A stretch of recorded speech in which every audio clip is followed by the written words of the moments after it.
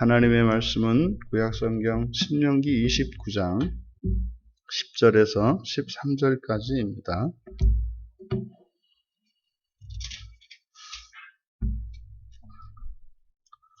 우리 같이 한 목소리로 함께 읽겠습니다. 오늘 너희 곧 너희의 수령과 너희의 지파와 너희의 장로들과 너희의 지도자와 이스라엘 모든 남자와 너희의 유아들과 너희의 아내와 및 내 진중에 있는 객과 너를 위하여 나무를 패는 자로부터 물 깃는 자까지 다 너희의 하나님 여호와 앞에 서 있는 것은 내 하나님 여호와의 언약에 참여하며 또 내 하나님 여호와께서 오늘 내게 하시는 맹세에 참여하여 여호와께서 내게 말씀하신 대로 또 내 조상 아브라함과 이삭과 야곱에게 맹세하신 대로 오늘 너를 세워 자기 백성을 삼으시고 그는 친히 내 하나님이 되시려 함이니라. 아멘. 누가 어떻게 언약에 참여하나? 설교 제목을 이렇게 정했습니다. 누가 어떻게 언약에 참여하나? 이 언약에 참여하는 것은 구원을 의미합니다. 언약 안에 있다라고 하는 것은 하나님의 구원 안에 있는 것을 말합니다. 그런데 우리들이 이 언약에 대한, 다시 말해 구원에 대한 우리들의 이해와 성경의 가르침 사이에 상이한 것이 있음을 우리가 발견할 수 있는데, 이 구원이 개인적인 구원이 있고 공동체적인 구원이 있습니다. 이 두 가지 부분에서 오늘날 우리들이 가지고 있는 구원에 대한 일반적인 이해는 개인적인 구원에 초점이 맞춰져 있죠. 하지만 우리들이 놓치고 있는 부분이 바로 이 공동적인 구원, 공동체적인 구원, 그 구원 부분입니다. 근데 오늘 성경의 말씀을 보면 바로 이렇게 공동체적인 이런 공동 구원에 대해서 말씀하고 있음을 보게 됩니다. 지금 우리가 보고 있는 이 장면은 시내산 언약에 이어서 갱신된 이제 모압 언약을 보고 있습니다. 그럼 갱신된 이 언약에는 누가 어떻게 참여하고 있는가? 지금 우리말에 번역된 이 순서를 좀 바꾸어야 하는데, 지금 우리말 성경에서는 오늘 너희 하면서 곧 이렇게 쭉 설명이 되어 있습니다. 그리고 이제 맨 끝에 너희의 다 너희 11절의 끝에 다 너희의 하나님 여호와 앞에 서 있는 것은 이렇게 되어 있는데, 너희 오늘 너희의 하나님 여호와 앞에 서 있는 너희 이렇게 되는 겁니다. 그러니까 오늘 여호와 앞에 오늘 너희의 하나님 여호와 앞에 서 있는 모든 너희 그리고 곧 이렇게 되는 겁니다.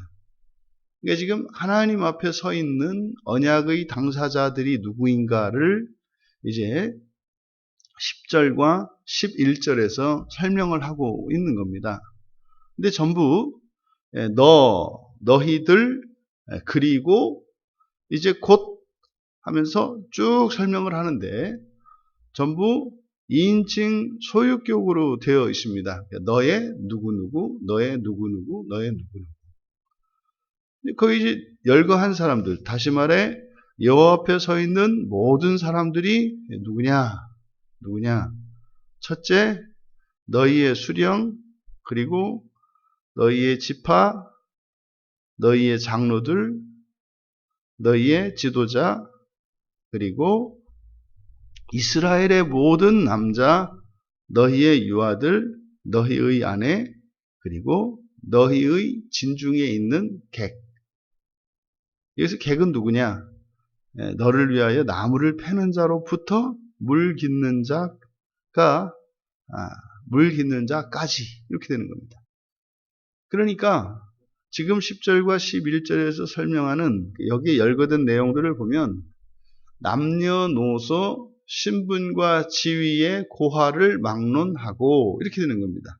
우리말로 간단히 표현하자면 심지어는 이 종들까지 포함을 시키고 있습니다. 이게 이제 신약에 넘어오면 너와 내 집 이렇게 됩니다.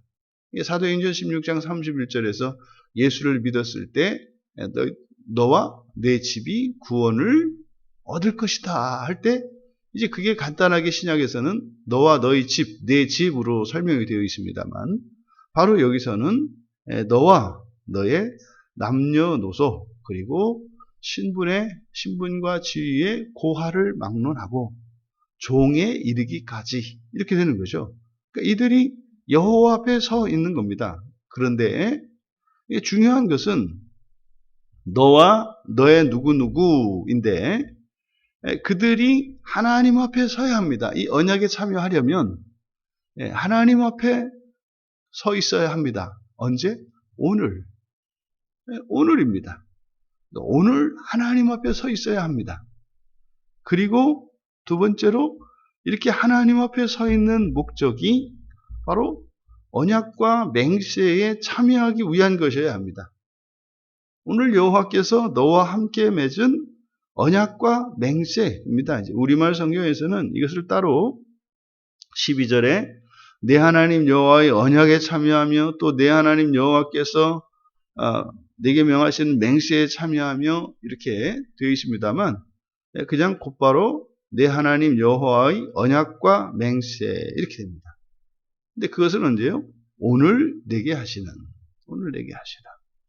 그러니까 지금 여기에 초점이 되어 있는 것은 언약의 주체인 너가 있고 너의 누구누구가 있는데 그들이 그 언약과 맹세에 참여하기 위해 오늘 하나님 앞에 서 있어야 합니다. 이것이 바로 언약에 참여하는 자들입니다. 그러면 하나님 여호와 하나님의 약속이 이제 주어지는데 그럼 우리가 이 언약에 참여한다라고 하는 것은 바로 하나님의 언약과 맹세이기 때문에 하나님의 참여가 있고 또 그 언약에 참여하기 위하여 오늘 서 있는 그 언약을 맺고자 하는 자들의 자발성이 또 있어야 합니다. 그러니까 이 언약은 하나님과 언약에 참여하고자 하는 자의 자발성에 의해서 이루어지는 것이죠. 우리가 종종 오해하는 게 있습니다. 막연한 기대. 전능하신 하나님이시고 나를 사랑하시니까 나를 좀 어떻게 해주시겠지. 내가 하나님 앞에 나아가지 않더라도 나를 좀 어떻게 해주시겠지. 라고 하는 이런 안이한 생각은 이것은 매우 심각한 위험에 자신을 노출시킬 수 있다고 하는 것을 기억해야 합니다. 왜냐하면 하나님의 언약 안에 있다라고 할 때 그 구원을 말하는 것이다. 그런데 그 언약 안에 있는 백성을 두 부류로 성경은 나누고 있어요. 그 두 부류가 누구냐면 순종하는 자들과 불순종하는 자들입니다.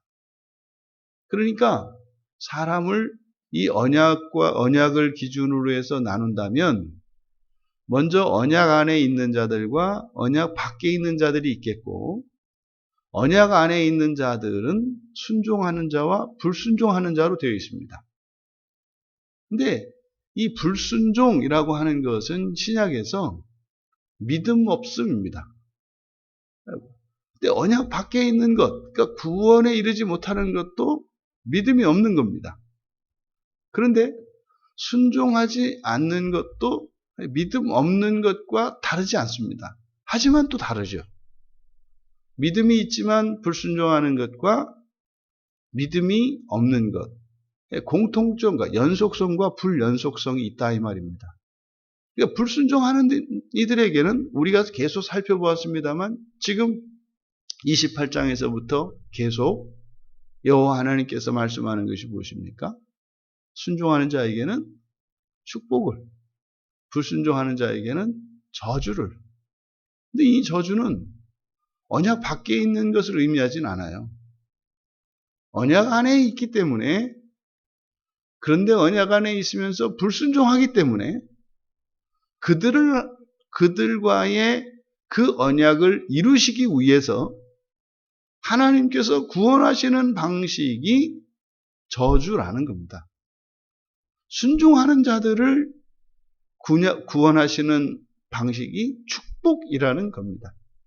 그러니까 이 순종과 불순종 모두 언약 안에 있는 것이고, 하지만 불순종하는 경우에 하나님께서 이 언약을 반드시 이루시는 방법이 저주이기 때문에 하나님께서 어떻게 하시겠지라고 하는 이 안이한 생각은 하나님의 저주 속으로 들어가는 것입니다. 언약에 버려지는 것이 아니라, 불순종하면 언약에서 떨어져 나가는 것이 아니라 저주 속에 들어가는 겁니다. 성경에서는 경고하죠. 만약에 너희들이 이것을 불순종한다면 너희 가운데에서 끊겨질 것이다. 너희 가운데에서 끊겨질 것이다 라고 하는 경고를 계속합니다. 그러니까 너희 가운데에서 끊겨진다라고 하는 것은 순종하는 자들의 무리, 다시 말해서 축복받는 인생, 축복의 과정을 통해서 구원하시는 그 무리에서 이탈하게 될 것을 말해요. 거기에서 이탈하게 되면은 저주 속으로 들어갑니다. 축복의 절정은 낙원입니다. 저주의 절정은 지옥입니다. 그리고 하나님께서 언약을 완성시키는 그것이 부활이죠. 그런데 부활의 시간은 개인마다 다릅니다. 그러니까 지금 여기에서 너희와 너희의 누구누구, 너희의 모두는 그 언약에 참여하고자 한다면 그 언약에 참여할 수 있는데, 그 가운데에서 너희의 누구누구라 할지라도, 언약에 참여한 자들이라 할지라도 부활의 순서와 시간은 다를 수 있다는 것을 우리는 하나님의 말씀을 통해서 깨달아야 합니다. 그러니 끊임없이 신약 성경에서 구원과 관련하여 말씀하실 때, 예수님께서 말씀하실 때 끝까지 견뎌야 할 것과 온갖 환난과 박해 속에서도 우리의 신앙을 버리지 말 것과, 마치 경주장에서 그 경기를 하는 경주자들 가운데 1등을 하는 자들에게만 주어지는 것 같은 구원에 대한 가르침이 있어요. 그래서 성경은 우리의 목표를 하나님께서 하나님의 자비하심으로 우리들을 언약 안에 있게 하시고, 또 그 언약 안에 자발적으로 참여할 때까지 기다리시고, 그래서 마침내 그 언약을 이루시는데, 하나님께서는 우리에게 그 부활에 이르되 첫째 부활에 이를 것을 우리에게 말씀하시고, 하나님이 기뻐하시는 구원이 무엇인가를 가르쳐 주십니다. 이 세상에 현재 살고 있는 그리스도인들을 말하자면 일렬로 줄이 세워져 있다는 겁니다. 물론 그 옆으로 함께하고 있는 지체들이 있겠고, 홀로 서 있는 줄도 있겠고, 수천 명, 수만 명이 옆으로 나란히 서 있는 경우도 있겠고. 근데 하나님이 원하시는 구원은 어떤 구원이에요? 모두가 한 줄로, 옆으로 한 줄로 서서, 마치 우리가 경주를 한다면 동시에 최종 목적지인 그 하나님 나라에 동시에 발을 내딛기를 원하시죠. 하나님이 원하시는 구원이 이것이고, 또 그 일을 위하여 예수 그리스도께서 친히 이 땅에 오셔서 십자가에서 죽어주신 겁니다. 그래서 너희와 너희의 모두가 예수 그리스도의 온전한 구원에 이르러 주님 다시 오시는 그 날에 부활하기를 기뻐하시죠. 그게 성경에서 우리에게 주시는 교훈입니다. 그 이후에도 또 뭐 이렇게 부활이 있으니까 뭐 어떻게 해서든지 구원을 받으니까 이것은 성경에 가르치는 바가 아니고 성경은 주님 오시는 그날에 마치 신랑을 기다리던 준비된 신부와 같이 헌옷을 하얗게 빨아입은 준비된 자들로 그 날의 영광에 참여하기를 원하십니다. 그래서 하나님께서 약속하신 것이 그렇게 함으로 오늘 너희를 세워 자기 백성을 삼으시고, 자기 백성이니까 백성은 나라의 백성이지 않습니까? 그러면 하나님의 나라가 되는 거죠. 구약에서 끊임없이 자기의 백성 삼으신다, 하나님의 백성 삼으신다 라고 하는 것은 하나님의 나라가 있다는 이것은 예고죠. 예표입니다. 이제 구체적으로 신약 성경에 와서 이제 예수님께서 이 땅에 오셔서 하나님의 나라에 대한, 그리고 하늘에 있는 하늘나라에 대한 이 계시를 주시지 않습니까? 그것이 구약에서는 자기 백성 삼으신다고 합니다. 자기 백성 삼으시는 그곳은 자기의 나라, 하나님의 나라이신 거죠. 또 그리고 친히 내 하나님이 되실 것이다. 백성으로 삼으실 것이고, 미래형입니다. 둘 다. 이렇게 언약에 참여함으로써 하나님께서 백성을 삼으실 것이고 하나님이 되실 것입니다. 그러면 여기서 친히라고 되어 있는 것은 그러니까 그의 강조형입니다. 그의 강조형. 그래서 바로 이렇게 하면 되겠죠. 그러니까 바로 그 하나님, 바로 그 하나님이 너의 하나님이 되실 것이다. 이것은 아브라함과 이삭과 야곱에게 말씀하신 것이고, 또 지금 여기에 말씀하신 내용은 사실상 앞에 출애굽기 6장 7절에서 여호와 하나님께서 모세에게 애굽에 있는 이스라엘 백성들을 구원하시기 위해서 모세를 보내시면서 모세에게 그 애굽의 노예로 있는 이스라엘 자손들에게 이르라고 하셨던 말씀입니다. 그러니까 이것은 모세가 받았던 사명이에요. 여호와 하나님께서 그의 백성들에게 전하라고 하셨던 말씀이에요. 그러니까 다시 이제 이 광야 세대에게 모압에서 언약을 갱신하면서 애굽에 있던 그들의 조상들이 맨 처음 모세에게 들었던 여호와 하나님의 계시를 듣고 있는 겁니다. 출애굽기 6장 7절에서 너희를 내 백성으로 삼고 나는 너희의 하나님이 되리니 나는 애굽 사람의 무거운 짐 밑에서 너희를 빼낸 너희의 하나님 여호와인 줄 너희가 알지라. 알게 될 것이다. 그때도 미래형이었습니다. 그러니까 이제 가나안에 들어가는 이들에게 단지 젖과 꿀이 흐르는 풍요로운 땅에서의 삶, 이것이 하나님의 약속이고 하나님의 축복이 아니라 하나님의 궁극적인 그 축복과 그 약속의 축복은 바로 하나님 나라의 하나님의 백성이 되는 것. 하나님 나라의 하나님 백성이 되는 것.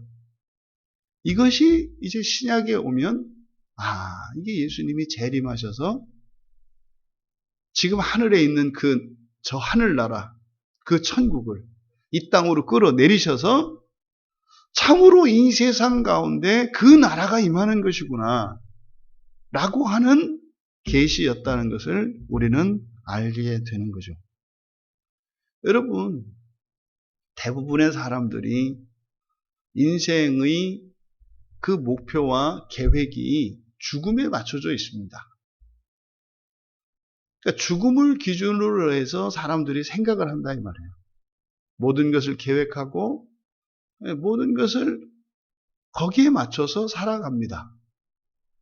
하지만 성경은 우리가 목표로 삼고 있는 그 죽음 너머에 있는 하나님 나라에 둘 것을 성경은 우리에게 말씀해요. 그러니까 우리의 시선을 그리고 시간을 연장시키는 겁니다. 그 뒤로 보는 겁니다. 그러니까 조금 더 앞을 내다보는 겁니다.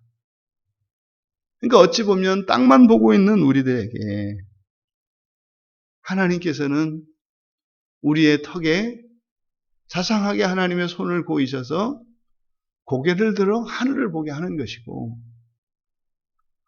바로 앞이 아니라 까마득한 무한한 것 같은 저 하늘을 보게 하심으로써 우리의 인생의 목표가 현재와 우리의 육체의 삶의 기간 안에 있는 것이 아니라 그 너머에 있는 것임을 우리에게 가르쳐 주는 거죠. 이것이 바뀌어야 다 바뀔 수 있습니다. 하나님을 믿고 예수 그리스도를 믿고 순종하고 산다 한들 그의 세계관이 죽음 안에 그리고 하늘 아래 또 기껏해야 내가 살고 있는 이 땅과 이 지역과 이 나라라면 그의 신앙은 온전할 수가 없습니다. 시간적으로 현재에 공간적으로 이곳에 속해 있다면 기독교 신앙에 큰 오류가 생기게 됩니다. 왜냐하면 기독교 신앙은 오늘 속에 과거와 미래가 담겨 있고 이곳 속에 저 무한한 우주의 모든 공간과 시간이 포함이 되어 있다고 하는 사실을 우리가 기억해야 할 것입니다. 오늘 말씀을 통해 우리는 이 언약에 참여하는, 다시 말해 공동적인 구원에 대하여 성경의 말씀을 우리는 알 수 있었습니다. 남녀노소 그리고 이런 신분과 지위에 관계없이 그 여호와의 언약과 맹세에 참여하기 원하여 하나님 앞에 선다면 누구든지 예수 그리스도를 나의 구주로 믿고 영접한다면 개인적으로 뿐만 아니라 공동체적으로 구원에 참여한다고 하는 이 계시의 말씀. 그렇지만 이 언약에 참여한다, 구원에 참여한다라고 하는 것은 순종의 길과 불순종의 길에 있다는 것을, 그리고 구약에서 끊임없이 불순종하는 자들에게 약속되어진 그 저주의 길이 분명히 있다고 하는 사실. 그것이 우리가 살아서나 죽어서나 하나님께서 우리를 위해서 기뻐하시며 내어주신 그 축복의 길을 따라 걷는 그 구원의 여정을 걸어가는 우리 모두가 되시기를 주님의 이름으로 축원합니다. 존귀하신 하나님, 저희들의 힘으로는 다다를 수 없는 그 하나님 나라에 이룰 수 있도록 하나님께서 말씀을 주셨고, 또한 하나님께서 친히 사람이 되어 이 땅에 오셔서 십자가의 죽으심으로 저희들의 불완전과 죄와 허물을 없이 하여 주셔서 그 나라에 이룰 수 있도록 길을 내어주신 하나님의 은혜에 감사합니다. 하나님께서 언약을 통하여 저희들에게 영원한 구원을 약속하셨지만 또한 저희들에게 자발적으로 선택하여 참여할 수 있도록 순종과 불순종의 길을 내어주신 것을 믿습니다. 하지만 하나님께서는 순종의 길을 기뻐하시고 불순종의 길을 기뻐하지 않으심을 또한 말씀하여 주셔서 저희들을 향하신 하나님의 사랑이 어떠한 것인지를 또한 알게 하셨습니다. 하나님의 모든 말씀을 온전히 믿어 하나님께서 기뻐하시는 그 구원의 길을 따라 걸을 수 있도록 은혜를 내려 주시옵소서. 감사하며 예수님의 이름으로 기도하옵나이다.